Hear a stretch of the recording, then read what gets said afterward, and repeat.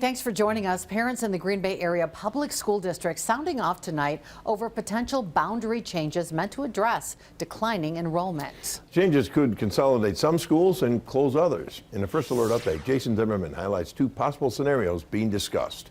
Wolford came up with.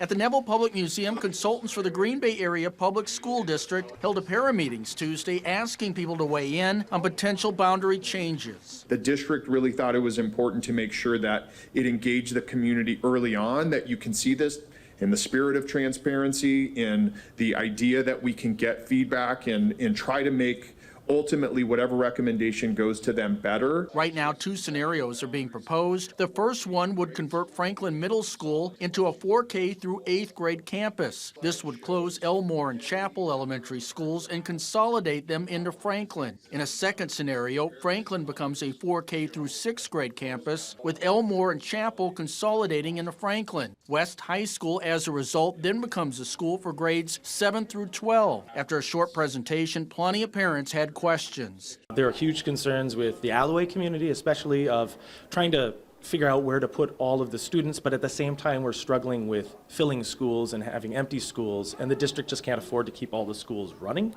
So we want to, obviously, as Alloway, we want to keep our kids together as long as humanly possible. Consultants for the district say it's also their intention to ensure kids aren't segregated as a result of any changes. Folks really want to focus in on the east side, making sure that there is not certain populations being segregated. So I think that's the kind of thing.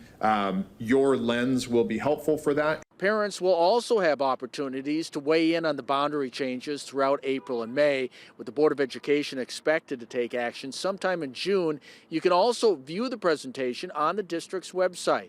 Reporting in Green Bay, Jason Zimmerman, Action 2 News.